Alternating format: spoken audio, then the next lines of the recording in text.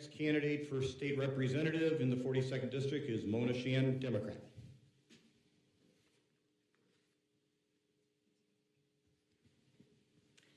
Hi everyone, my name is Mona Shand and I am running for the 42nd District State House seat. I want to thank Rick for hosting this forum, I want to thank the Chamber, and I want to thank all of you for giving up an 80-degree night in October to be here. That says a lot about your commitment to learning about and bettering our state. So for those of you who don't know me, again, my name is Mona Shand. I am a journalist, I'm a writer, and I'm a broadcaster. I live in Genoa Township, and I've been there for 12 years with my husband, our 3 kids, and our 2 very spoiled cats. I always have to get them in the conversation as well. There are a lot of things that I am very proud of in my life. I'm proud to say that I'm a Michigan native. I was born and raised in this great state.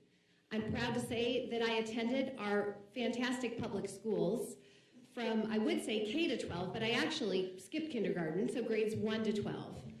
I'm proud to say that that education prepared me to go to one of the finest universities in the country, Northwestern University. And I'm proud to say that the wonderful teachers that I had inspired me to go into teaching myself. And I loved being a teacher, but I'm also proud to say that I felt the calling to go and teach and educate and inform the public in another way. And that's when I became a broadcaster. I'm a proud member of the media. I'm proud to be married to a wonderful man and to be the mother of 3 incredible children. But the thing that I'm most proud of in my life is not my accomplishment at all. It's actually my parents. I'm proud to say that I am the daughter of immigrants. My mom and my dad came here about 50 years ago from Egypt, escaping religious persecution as members of the very small Christian minority in Egypt. They knew that in order to make a better life for themselves, and for the kids that they didn't even have yet, they had to leave everything behind. They had no choice. And they made that very difficult decision, and they came to Michigan, not even knowing where or what Michigan was. You can imagine for 2 Egyptians, Michigan might not have been the top choice, but Michigan welcomed them. Michigan gave our family so much opportunity, and we're so thankful for that. But when I look around today, I see that opportunity slipping away. I don't see the same state that welcomed my immigrant parents 50 years ago. I don't see those same opportunities. I don't see strong and vibrant public schools in every community across this state. When my parents came here, this was a state that people were coming to from all across the country just to send their kids to school in Michigan. Now we have falling test scores. We have a teacher shortage. We have so many issues that we need to solve with our public schools. And I believe that I'm the right person to do that. When I look around, I don't see us protecting the things that made this state so great in the first place. Our water. We have 20% of the world's fresh water in this state. Hamburg Township, where we are right now, is 10% water. And here we are dealing with yet another water crisis as we look to confront the PFAS situation. We can't guarantee that the water coming out of our taps across the state is clean. And for a state that prides itself on being the Great Lakes state and that markets itself as pure Michigan across the world, that's just not right. We have a ticking time bomb in the form of a pipeline under some of our most pristine waters. And that is not right. And we have to make a change. And I believe I'm the right person to put our state on a path to change. So that's why I'm running for this seat. I'm running to protect our public schools, to reinvest in our public schools, to recreate the opportunity that my parents found here, to make this state great for my kids, for your kids, and for all of our future. My family likes to say that we didn't choose to come to Michigan. Michigan chose us. Michigan chose my parents. And I'm so thankful for that. When my husband and I were looking for a place to raise a family, we chose Livingston County.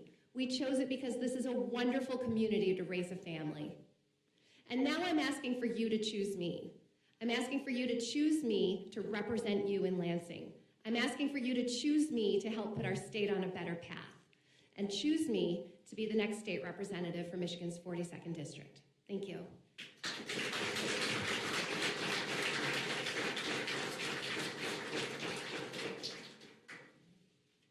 Thank you.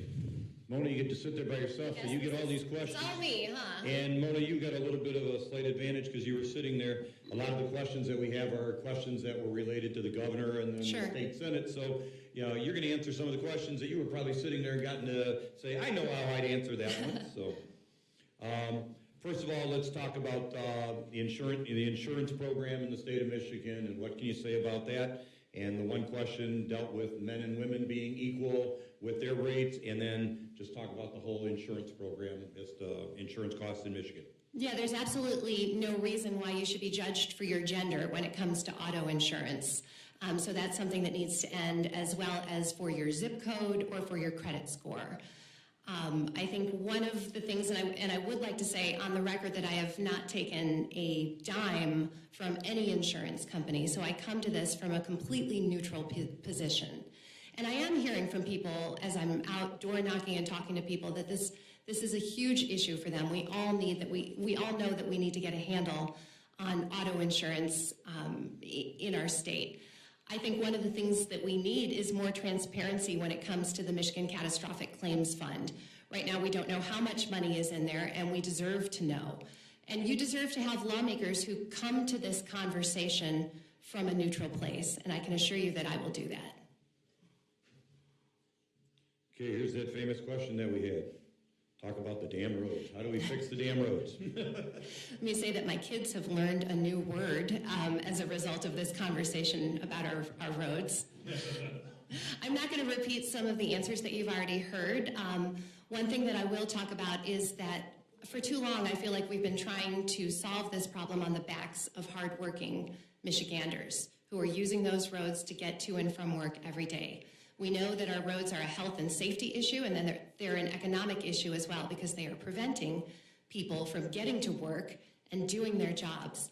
I think we have to look at holding the companies responsible who are destroying our roads. We need to look at enforcing the weight limits and imposing penalties on companies that violate those weight limits. Okay, do you support proposal 2 and 3, and why not? I do support both of those proposals. I think that gerrymandering is one of the great social injustices of our time. And not only should you have the right to vote, your vote needs to count. And I do believe that creating that independent redistricting committee will go a long way toward solving our gerrymandering problem. I also support proposal 3 because I believe that it safely makes it easier for many people to access that right to vote.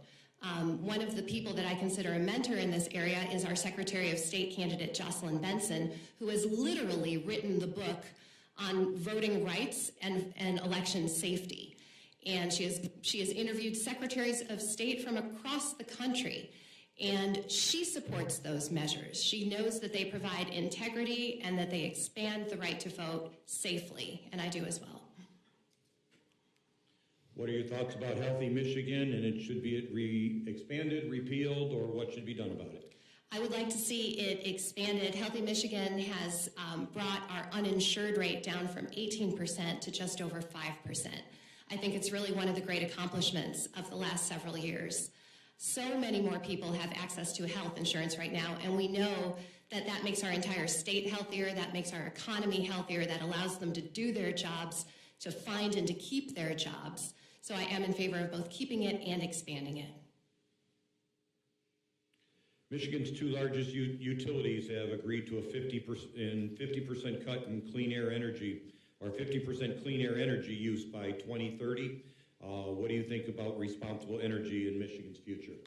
I think it's a great opportunity for our state. We have so much great engineering in this state. We have so many great minds, and I think that in making that transition to clean energy, we can provide so many jobs for hardworking Michiganders. And it's something that people want right now, and that our state needs. We have to make that transition for the health and safety of our people, and we can put so many people to work while we do it.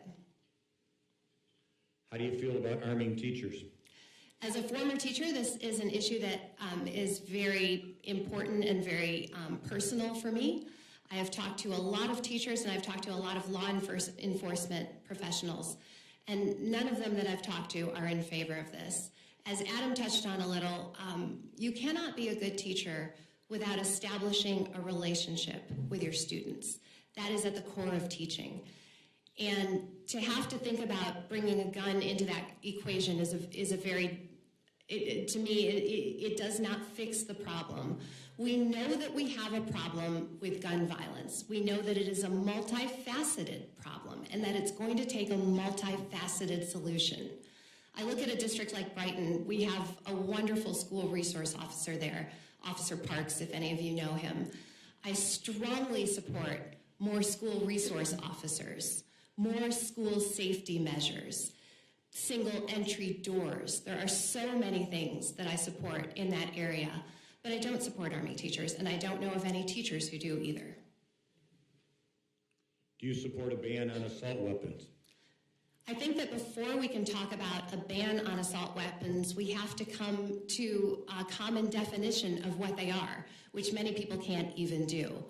I am focused on keeping our communities and our schools safe, and I am willing to have conversations with people from across the aisle, across this issue, because we have to get many opinions on this topic. I think what our focus needs to be right now is on keeping guns out of the hands of people who should not have them. Mona, you were at a lunch the other day, and I asked a question there, and I guess I'll ask it here, and those were sitting politicians, and you're an aspiring politician. How do you see Republicans and Democrats and people from other parties getting along in Lansing and working for the better of our state? Well, my job for the past 5 years has been, I'm a correspondent for public news, for a public news network covering the Capitol. And I've seen the fighting get worse and worse. And what I've also seen is fewer and fewer bills that are introduced that have bipartisan support. And that shows you how the divide is growing. And we've got to do something to tackle that divide. I've talked to thousands of people across this district, and all of them say that they are tired of the fighting. They're tired of it being us versus them. And I really do believe at my core, more now than ever, that we have more in common than apart. And we have to focus on those shared values, those things that we have in common. I think that everybody in this room believes that every child in Michigan should have access to a good education. I think that everybody in this room believes that everyone in Michigan should have clean water coming out of their taps and in their lakes and their rivers. So I think we need to come back to focusing on those things that we have in common. Mona, can you give us about a 1-minute wrap-up? No problem. I want to thank you all again for giving me this opportunity. As I was saying, my job has been to scrutinize and analyze and report on the decisions coming out of Lansing. And what I've seen over the past few years is that those decisions don't make sense for the hardworking people of Michigan. Yes, our economy has started to recover, but we have to remember that that economic recovery isn't touching all people in all parts of the state right now. We have to make sure that we are looking out for each other, supporting each other, and I believe all of that starts with education. And that's why education is my #1 priority. I think it is the cornerstone of a healthy and strong and vibrant state. Thank you. Thank you.